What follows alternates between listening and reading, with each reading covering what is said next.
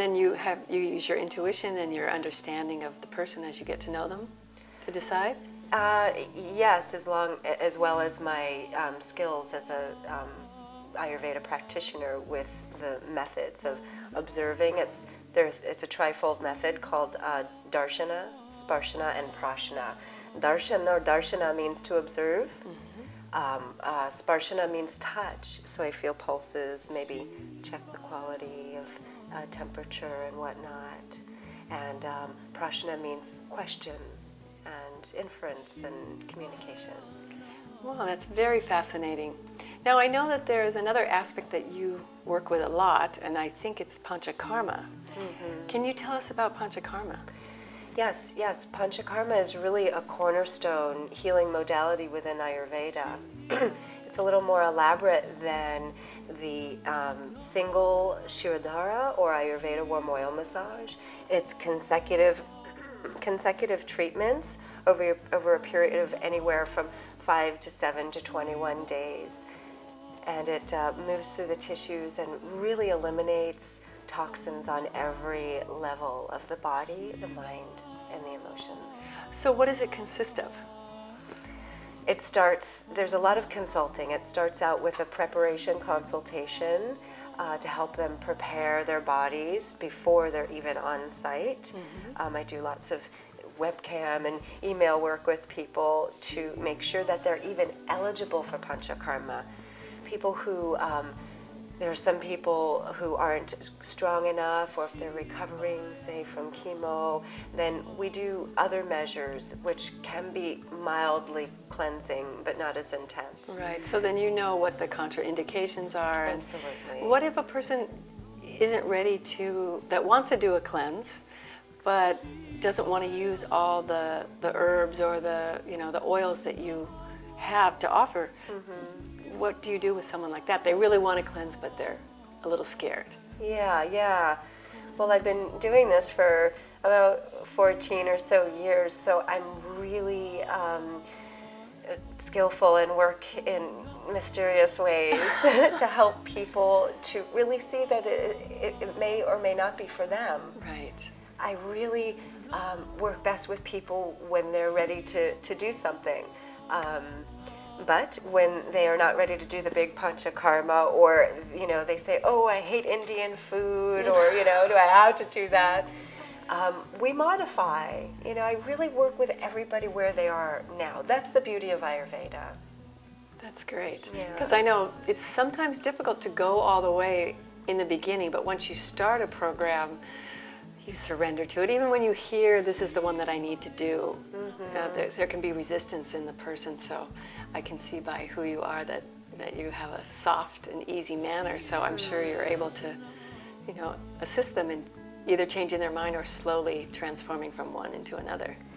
Yeah, I try, but using the elements skillfully, sometimes one needs to be hard with I mean, not hard and not hard, just firm, but a little more firm. Yeah, with somebody who can maybe have a watery nature, or that's really using Ayurveda as medicine. There are behavioral rasayanas that can be offered to people, and really I describe it and I help people be comfortable, walk them through it every step of the way, and give modifications where possible. So are there emotional releases that happen with people, as well as the physical release that's happening? Oh, yes. Our issues are in our tissues. You know that. That's a good one, yes. So you can assist them with that release as well? It's the way I see it, it's more of observing and removing their resistance. Frequently people are embarrassed if they cry or, weep or, have some type of emotion. But truth is, what is it? It's a bubbling up and, tears start to come and it comes out. Or if I have to burp, the same thing, it comes out. Right. The emotional body is just like the physical body. So do they stay on site with you for this 10 or 15 or 21 days? As much as possible, I encourage them to stay nearby at the resort where I have my center or close. So what does a normal Panchakarma treatment look like? Well, generally people come in for anywhere from 7 to 10 to 14 days. That's my average. Those are my popular package averages. And we begin with consulting to figure out, where they are, where they want to go, and then continue on with daily treatments. Daily treatments may include, but aren't limited to, the Ayurveda warm oil massage, the herbalized oils, and the strokes of the massage help to actually dilate the tissues so they gently release the toxins, which will go to the center part of the body. And then the cleansing the cleansing practices are administered. Panch means 5. Karma means action. Good karma, bad karma, instant karma. So the cleansing is implied. And the 5 cleansing actions are cleansing of the nasya, or the respiratory system, cleansing of the blood, or rakta moksha. If toxins go to this zone, the small intestine, that's called virechana. And then if toxins go to the lower portion, that's cleansing of the lower colon and cleansing of the stomach. So those are 5. So that's when the cleansings occur, when the body is actually ready. And people always ask, how do you know when the body's ready? How do you know? Well, I say, well, that's my job. There's the pulse. There's different indications about how a person looks. Are they well oleated?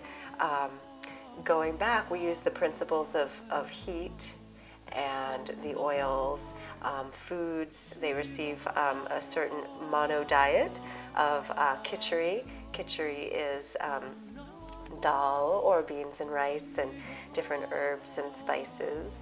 So the herbs and spices work along with the dal to clear the system out? Yeah, or to stimulate their digestive fire. There's veggies involved in that too.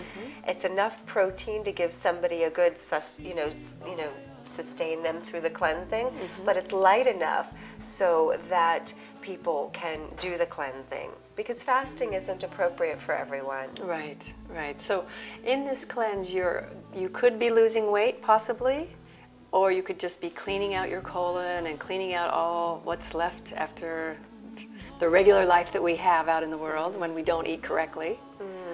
And it's cleansing your blood and cleansing all your systems, it sounds like. Yeah. There are 7 tissues according to Ayurveda. Would you like to hear the Sanskrit or the English words? How about both? Okay. They are, in order from most superficial to deep: rasa, or the plasma; rakta, or the blood; mamsa is the muscle tissue; meda is the adipose tissue; rakta, mamsa, meda; asti, or the bone; majja, or the nervous system; and shukra and artava, which are the male and female, respectively, reproductive system. So these tissues go in order from superficial to deep, and panchakarma works on these tissues kind of a layer at a time each day. Each day it goes deeper and deeper, and with a 14-day or 21-day, there's different rounds of depth that it goes to. I usually tell people that we can't expect miracles, but I have seen lots of miracles. Normally people in India, historically have received a month of panchakarma. Oh, that's a long time for America. For Westerners, I know. So it's, a week is better than none. And I've seen people reveal their deeper, truer selves, heal emotional and physical imbalances, and I've seen been witness to some amazing experiences. So what would a regular result, like a normal result of doing this treatment, if you didn't have a miracle, what would it be like for someone? What could they expect?